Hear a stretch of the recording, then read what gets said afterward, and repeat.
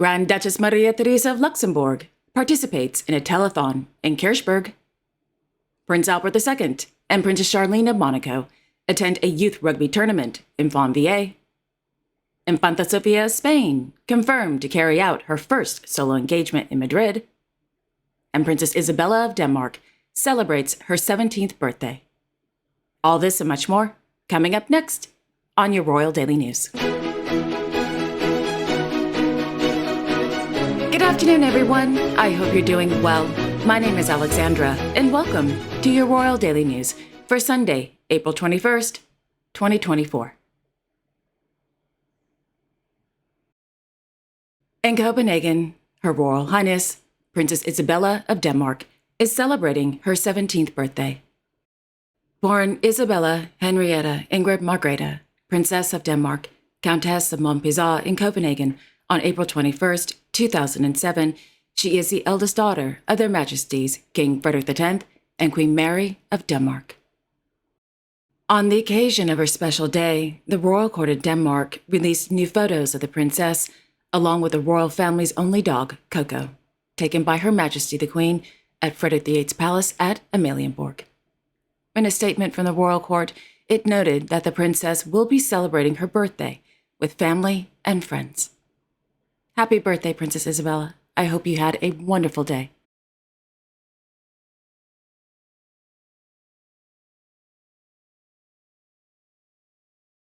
Meanwhile, Her Majesty, Queen Margrethe of Denmark, attended the 325th anniversary celebrations of Roskilde Monastery in Roskilde.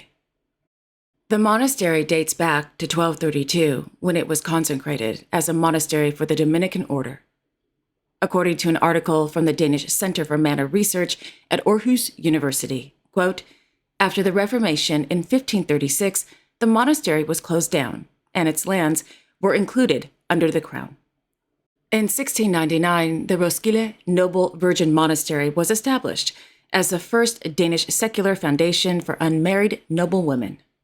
The monastery was later merged with Odense's Noble Virgin Monastery and is still in operation in 2014. End quote.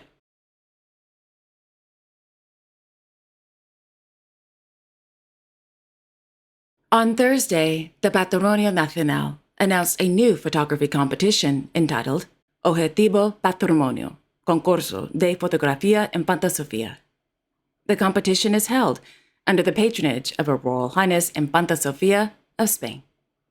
The 16-year-old Infanta, a second-year student at the UWC Atlantic College in Wales, is the second daughter of their Majesties King Felipe VI and Queen Letizia of Spain.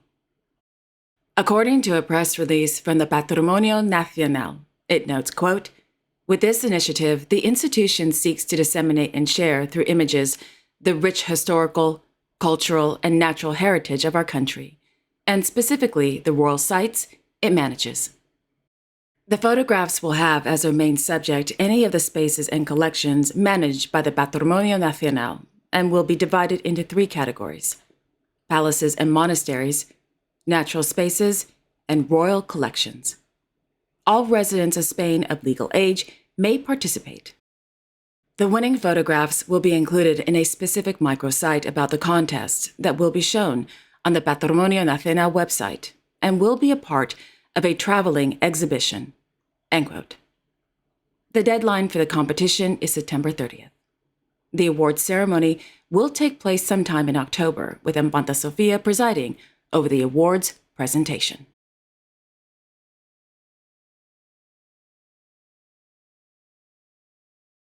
On Friday afternoon, His Majesty King Felipe VI of Spain attended the 100th anniversary gala celebrations of Telefónica, held at the Teatro Real in Madrid.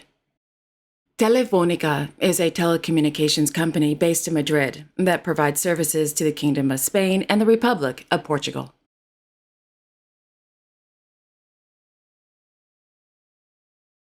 On Saturday, their Serene Highnesses, Prince Albert II and Princess Charlene of Monaco, accompanied by Mr. Gareth Whitstock, attended the 12th edition of the Saint Devote Rugby Tournament held at the Stade Louis II in Fontvieille. The annual youth tournament is organized by the Monégasque Federation of Rugby in collaboration with the Princess Charlene of Monaco Foundation. This year, 24 U-12 teams from 21 countries, including the United States, India, the Ivory Coast, Switzerland, France, Italy, Jamaica, and of course, the defending champions from South Africa, to name a few, competed in the tournament. So, who won the 12th edition of the Saint Devote Rugby Tournament? South Africa. France came in second, with Monaco in third. Congratulations to everyone who competed in the tournament. Well done.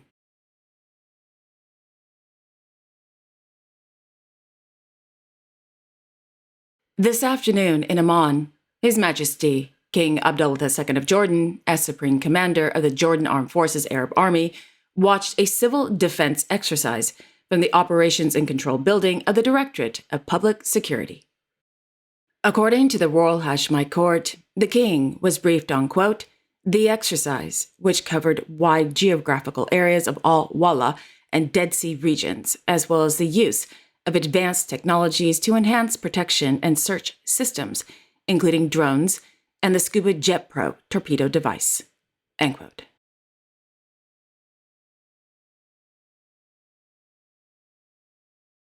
On Friday, their Imperial Majesties, Emperor Naruhito and Empress Masako of Japan, held a meeting with 5 senior overseas cooperation volunteers from the Japan International Cooperation Agency, JICA, at the Imperial Palace.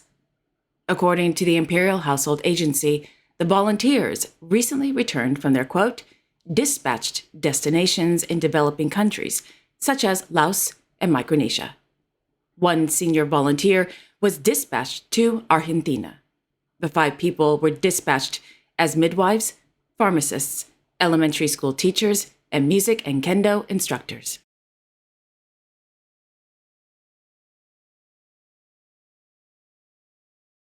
On Saturday in Kirchberg, Her Royal Highness Grand Duchess Maria Theresa of Luxembourg, as honorary president of the Cancer Foundation, participated in the annual Télé-Vie fundraiser, organized by the television network RTL. Télé-Vie is an annual event that raises money for cancer research.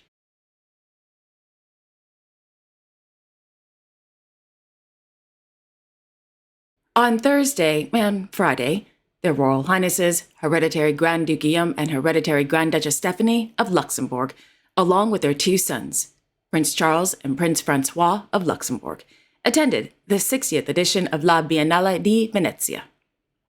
During their visit, the Hereditary Grand Ducal family attended the inauguration of the interactive project entitled A Comparative Dialogue Act, created by Luxembourgish artist Ms. Andrea Mancini and the multidisciplinary collective Every Island. According to a press release from the Luxembourg Arts Council, throughout the Biennale, the Luxembourg Pavilion will host 4 guest artists who will produce and present new sound performances, thereby expanding the definition of a collective artwork. Quote, in this context, the notion of openness is not bound to absence of limits, but rather to the appropriation of the other and its contribution to collective and open-ended scenarios. Sound and space are tuned. The spatial elements, floor and walls, are turned into sound devices, progressively shaping an immersive experience. Technology is used to develop this localized experiment, through which artists and the audience considers the conditions under which knowledge is transmitted and shared.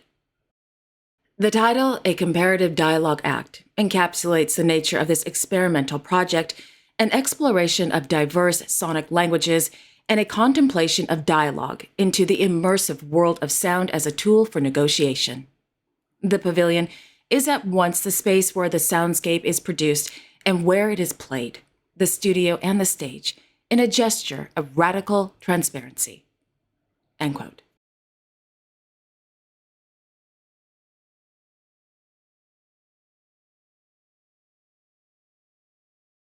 On Thursday, His Royal Highness Prince Daniel of Sweden presided over the inauguration of the Nordic Pavilion at the 60th edition of La Biennale di Venezia. In his speech, the prince said, quote, looking at an artwork and freeing your imagination can take you on 1,000 journeys without taking a single step. End quote. That is very true. Very, very true. I love art. I really do. Just see my house. Canvases everywhere.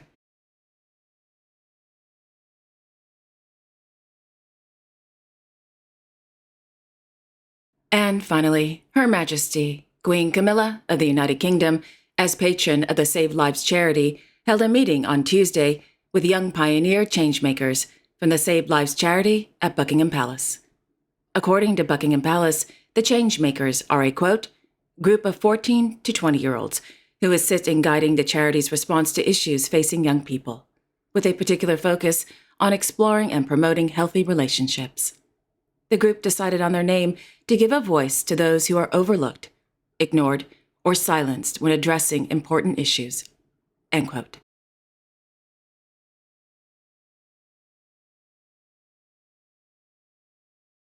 And there you have it. Thank you all so much for joining me this Sunday afternoon. I really do appreciate it. Thank you. I will be back on Monday, April 22nd, with all the latest royal news and events, including Queen Mary of Denmark's attendance at the inauguration of a new hiking trail on the island of Felsta, Queen Mathilde of the Belgians' participation in the 5th edition of the World Coca Conference in Brussels, King Willem-Alexander and Queen Maxima of the Netherlands' attendance at the 2024 King's Day concert in Emma, and so much more. In fact, I will be here all week, and boy, what a week it will be. On Tuesday, we have a state visit from the Republic of Finland to the Kingdom of Sweden, while in Tokyo, the Emperor and Empress of Japan will host the traditional spring garden party with Princess Aiko in attendance for the first time. And we have the Duke of Edinburgh presiding over the 2024 Anzac Day commemorations in London. So, I hope you all will join me on Monday and for the rest of the week. And don't forget to like, share, and subscribe, comment below, and click on the notification bell so you won't miss a new episode. Okay, again, have a wonderful Sunday afternoon, everyone, and I will see you all on Monday. Take care.